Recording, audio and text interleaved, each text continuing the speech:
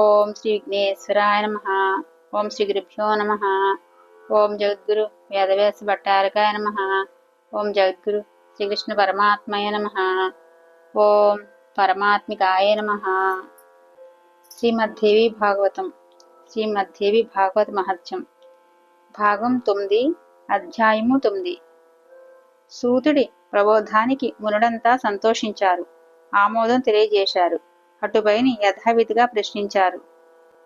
సూత మహర్షి, ఇంతకుముందు అన్నావు, వ్యాసుడు ఈ పురాణమంతా రచించి శుకుడితో చదివించాడని, గొప్ప తపస్సు చేసి శుకుణ్ణి పుత్రుడిగా పొందాడని. అందులోంచి ఇంకో కథలోకి వెళ్ళిపోయాం. ఇప్పుడు ఆ సంగతులు తెలియజేయి. మునీశ్వర్లారా, తప్పకుండా. వ్యాసుడికి శుకుడు జన్మించిన వృత్తాంతం సవిస్తరంగా చెబుతాను. శుకుడు సాక్షాత్తు యోగీశ్వరుడు. సుఖమహర్షి జన్మ వృత్తాంతం. మేరు పర్వత శిఖరం మీద వ్యాసుడు తపస్సుకు కూర్చున్నాడని చెప్పాను కదూ. పుత్రుడు కావాలని కోరుతూ ఘోర తపస్సు చేశాడు. నారదుడు ఉపదేశించిన ఏకాక్షర వాగ్బీజ మంత్రాన్ని జపిస్తూ మహాదేవుణ్ణి ధ్యానిస్తూ తపస్సు సాగించాడు. తేజస్సులో అగ్ని, భూమి, వాయువు, అంతరిక్షాలతో సాటి వచ్చే పుత్రుడు కావాలని అతడి ఆకాంక్ష.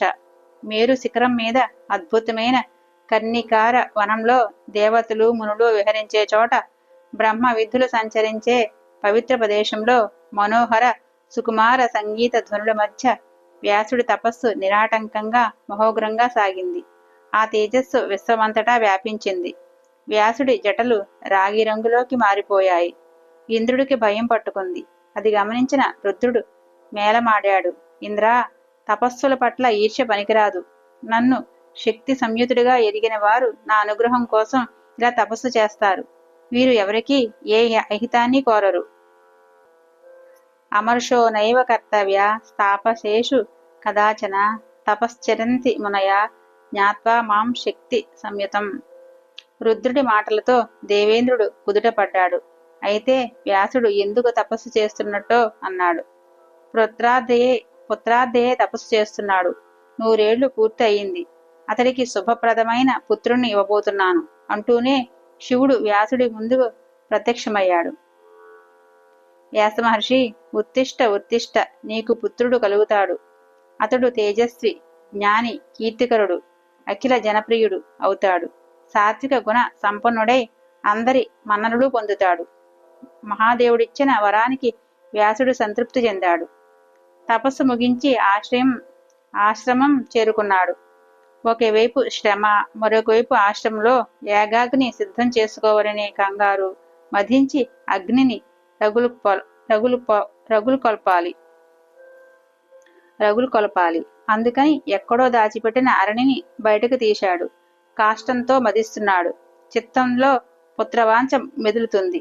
మంధాన అరణి సంయోగంతో మంధనంతో అగ్ని పుడుతుంది. మరి ఇలా నాకు పుత్రుడు ఎలా జన్మిస్తాడు? పుత్రారణి అనిపించుకునే స్త్రీ నాకు లేదు కదా. పోనీ అంటే రూప యవ్వన సంపన్నను తరుణిని తెచ్చిపెట్టుకుని పాదాలకు సంఖ్యలు వేసుకోనా వంశాన్ని నిలబెడుతుంది, సౌఖ్యాన్ని అందిస్తుంది, సేవలు చేస్తుంది. ఇవన్నీ నిజమే, కాని స్వేచ్ఛా స్వాతంత్ర్యాలకు మాత్రం తరుణీమని ప్రతిబంధకమే. పతివ్రతాపి దక్షాపి రూపవత్యసి కామిని సదా బంధన రూపాచ స్వేచ్ఛా సుఖ విఘాతిని. శివుడంతటి వాడికే తప్పలేదు. నిరంతరం కామినీ పాశ బద్ధుడు. నేననగా ఎంత అయినా ఇప్పటికిప్పుడు గృహస్థాశ్రమం అంటే ఎలా వస్తుంది నాకు? అరణి ముందు కూర్చుని మందానంతో మదిస్తూ వ్యాసుడు ఇలా దిగులు పడుతున్నాడు. సరిగ్గా అదే సమయానికి మృతాచనే అప్సరస ఎవరో పంపినట్టు ఆశ్రమం వైపు వచ్చింది. కదలిక మరిచిపోయిన మెరుపు తీగల ఆకాశంలో దగ్గరగా నిలిచింది. విలాసంగా క్రీగంటి చూపులతో గిలిగింతలు పెట్టింది. వ్యాసుడి మనసులో కదలికలు మొదలయ్యాయి. పెద్ద సంకటం వచ్చి పడిందే, ఏం చేయను? ఒకవైపు ఆశ్రమ ధర్మం, మరొకవైపు మన్మథ భావ విజృంభణ. నన్ను పల్టీ కొట్టించడానికే ఇది ఇటు వచ్చింది. అంగీకరించనా? పూర్తిగా 100 ఏళ్లు కఠిన నియమాలతో ఘోర తపస్సు చేసి చివరికి ఇలా లొంగిపోయాడని మహాతాపస్సులు పరిహసించరు. అంతటి మహాతపస్వి ఒక అప్సరసను చూసి చటుక్కన ఇలా ఇవసడైపోయాడని కళ్ళు చిట్లించరు. పోనీ నింద వస్తే వచ్చింది. గృహస్థాశ్రమ సుఖం ముందు అది ఏపాటిది కనుక వ్రతం చెడినా ఫలం దక్కాలి అన్నారు. నా పుత్రవాంఛ తీరడం ముఖ్యం. అది స్వర్గాన్ని ఇస్తుందని, మోక్షాన్ని ఇస్తుందని జ్ఞానులు చెప్పారు గదా. అయితే ఈ అప్సరస వల్ల అది నెరవేరుతుందా ఏమో, నాకైతే సందేహమే. వెనుకటికి నారదుడు చెప్పిన కథలోలాగా అవుతుందేమో. ఆ ఊర్వశి పురూరవుని దగా చేసినట్టు ఇది చేయదని నమ్మకం ఏమిటి? అధ్యాయం 10. ఇలా రకరకాల సందేహాలతో, సంకల్ప వికల్పాలతో వ్యాసుడిలో అంతర్మదనం సాగుతుంది అని చెప్పి సూతుడు బొక్క తిప్పుకోవడం కోసం ఆగాడు. అంతే, మరొక మహాముని అడ్డు తగిలాడు.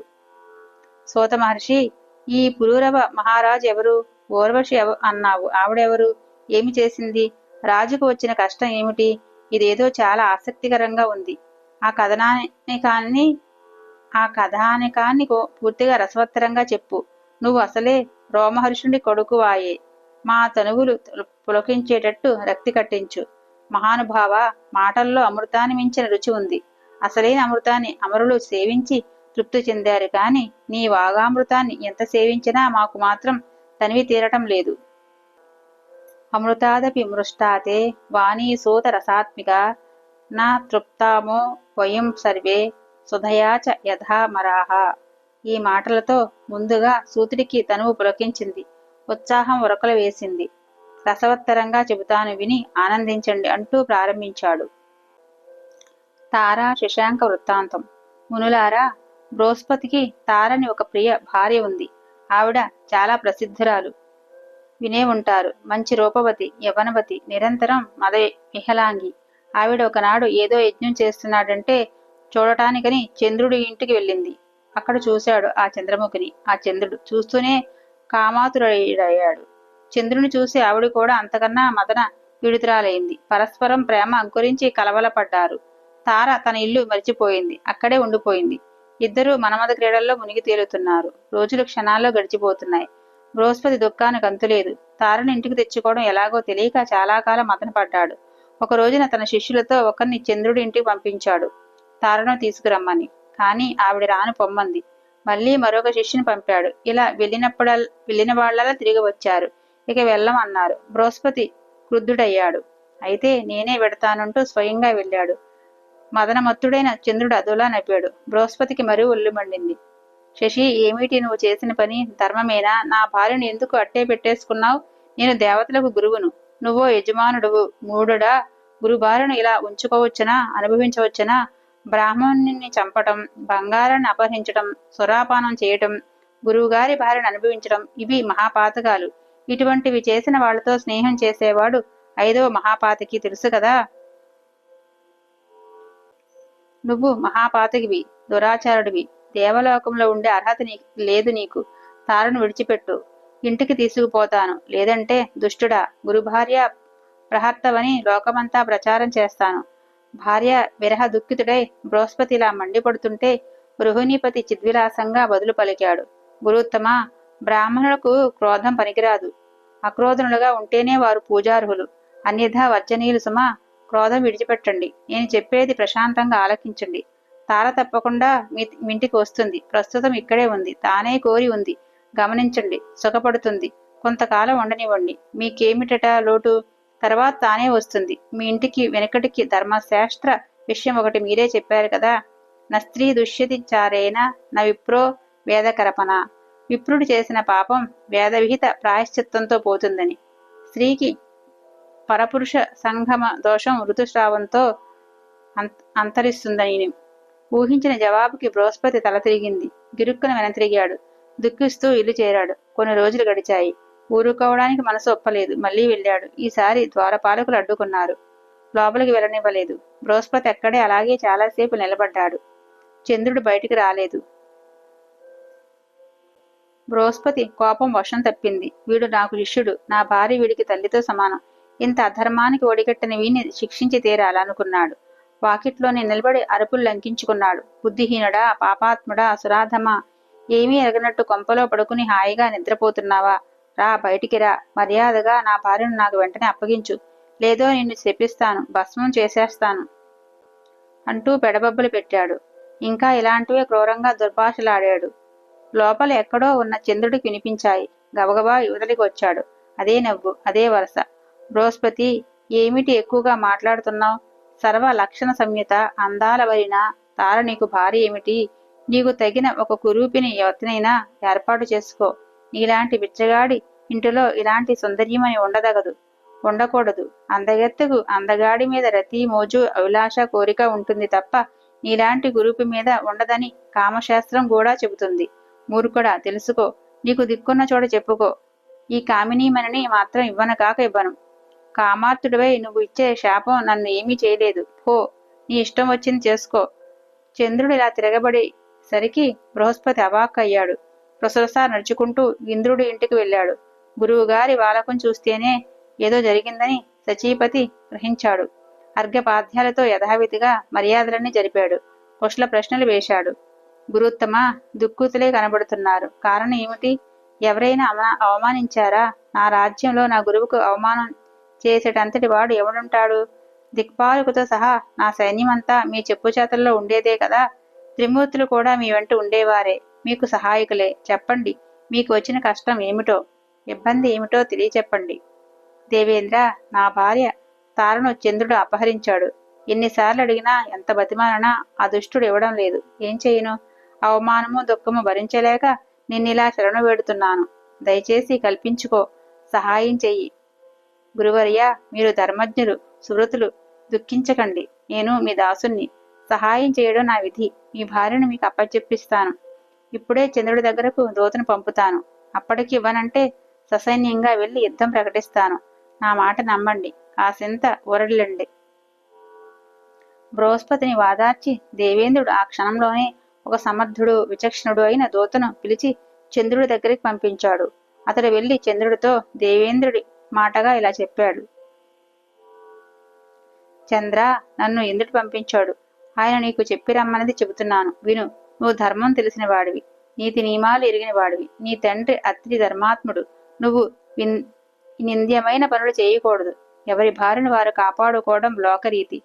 కర్తవ్య రీతిని తప్పితే కలహం తప్పదు.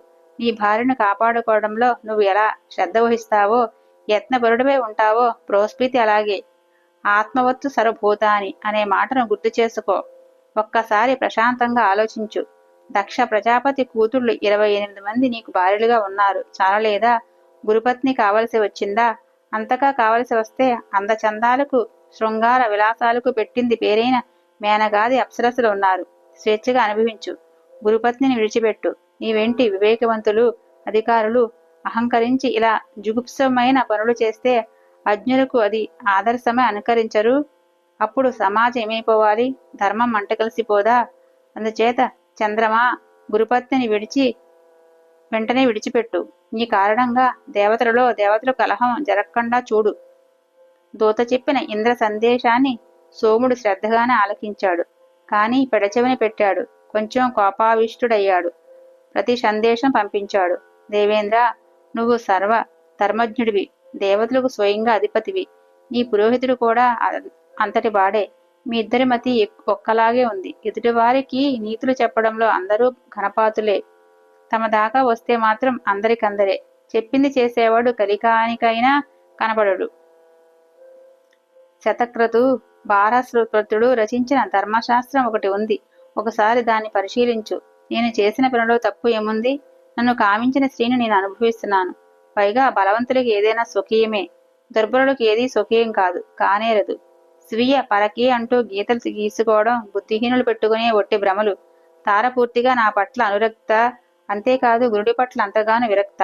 ధర్మం అను, న్యాయం అను అనురక్తను ఎలా విడిచిపెట్టమంటావు? రక్తి ఉన్న చోట కలయిక తప్పదు, విరక్తి ఉన్న చోట విడిపోక తప్పదు. ఈ వరారోహను విడిచిపెట్టను, బృహస్పతికి అప్పగించను. శాస్త్రాక్ష, నువ్వు అధీశ్వరుడివి. నీ ఇష్టం ఏది చేయాలనుకుంటే అది చేయి. దూత వెళ్ళు ఇలాగని చెప్పు. చంద్రుడు పంపిన ప్రతి సందేశాన్ని దూత వచ్చి యథాతథంగా వినిపించాడు. ఇంద్రుడు క్రుద్ధుడయ్యాడు. వెంటనే సైన్యాన్ని సమాయత్తపరిచాడు. ఈ వార్త రాక్షస గురువు శుక్రాచార్యుడికి తెలిసింది. అతడికి బృహస్పతివే అనాదిగా ద్వేషం. చంద్రుడి దగ్గరికి పరిగెత్తాడు. ఎట్టి పరిస్థితుల్లోనూ తారను విడిచిపెట్టవద్దు. ఒకవేళ యుద్ధమే వస్తే నా మంత్రశక్తితో నీకు సహాయపడతానని మద్దతు ప్రకటించాడు. విషయం శంకరుడికి తెలిసింది. చంద్రుడికి బాసడగా నిలుస్తానన్నాడు. కడపడికి అది దేవదానవ సంగ్రామంగా రూపుదాల్చింది. యుద్ధం ప్రారంభమైంది. తారకాసుర యుద్ధంలాగా సంవత్సరాలు సాగింది. బ్రహ్మదేవుడు పరిస్థితి గమనించాడు. ఇరుపక్షాల వారిని శాంతింపచేయాలనుకున్నాడు. హంసారూఢుడై ఆకాశ మార్గాన వచ్చి రణస్థలపై నిలిచాడు. చంద్ర, గురుపత్నిని విడిచిపెట్టు, లేదంటే విష్ణుమూర్తిని పిలిచి నిన్ను మసి చేయిస్తాను, క్షమింపచేస్తాను. శుక్రాచార్య, ఏమిటి అన్యాయం? సావాస దోషం సంక్రమించినట్టుందే నీకు. బ్రహ్మదేవుడి గద్దింపు వినగానే శుక్రుడు పరుగు పరుగున చంద్రుని సమీపించాడు. బాబూ చంద్ర, తారను బృహస్పతికి అప్పగించేసేయమని మీ తండ్రి అత్రి అభిప్రాయం కూడా.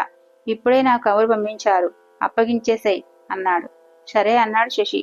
అప్పటికే గర్భవతిగా ఉన్న తారను తీసుకువచ్చి బృహస్పతికి అప్పగించాడు. అతడు సంతోషంగా స్వీకరించి ఇంటికి తీసుకువెళ్ళాడు. యుద్ధం ముగిసింది. దేవదానవులు ఎవరి ఇళ్లకు వాళ్ళు వెళ్ళిపోయారు. కాలం గడిచింది. నెలలు నిండాయి. ఒక మంచి రోజున, మంచి ముహూర్తాన తార ప్రసవించింది. చందమామ లాంటి మగబిడ్డ జన్మించాడు. బృహస్పతి సంబరపడ్డాడు. నిస్సంకోచంగా యథావిధిగా జాతకర్మలు జరిపించాడు. పుత్రుడు పుట్టాడని చంద్రుడికి తెలిసింది. దూతతో వర్తమానం పంపించాడు. బృహస్పతి, వీడు నీ కొడుకు కాదు, నాకు పుట్టినవాడు. జాతకర్మలు నువ్వెలా చేస్తావు? శాస్త్ర ప్రకారం నేను చెయ్యాలి. దూత చెప్పిన ఆ మాటలకు బృహస్పతి కనకనలాడాడు. మతి లేకపోతే సరి, వీడు నా కొడుకు, నా పొలికలే కనపడుతున్నాయి, సందేహం లేదు, పొమ్మన్నాడు. వివాదం చెలరేగింది. గాలివాన్ అయింది. దేవదానుడు మళ్లీ మోహరించారు. శాంతికాముకుడై చతుర్వదనుడు స్వయంగా మళ్లీ వచ్చాడు. ఇరువాగులను వారించాడు. తారను పిలిచి అడిగాడు. నిజం నీకు తెలుసు కదా, వీడు ఎవరి కొడుకో చెప్పమన్నాడు. తార సిగ్గుపడింది, తలదించుకుంది. క్రీగంట నేలచూపులు చూస్తూ సన్న గొంతుతో మెల్లగా చెప్పింది. చంద్రుడు కొడుకేనంది. చందమామ ఎగిరి గంతుకేశాడు. పుత్రుని చంకన పెట్టుకుని వెళ్ళిపోయాడు. బుధుడు అని ముద్దుగా పేరు పెట్టుకున్నాడు. ఇది ఉదోత్పత్తి కథ. కురుక్షేత్రంలో సోముడి వల్ల జన్మించాడు. 10వ అధ్యాయం సంపూర్ణం. 9వ భాగం సంపూర్ణం. ఓం శ్రీ గురుభ్యో నమః. సర్వం శ్రీకృష్ణార్పణమస్తు.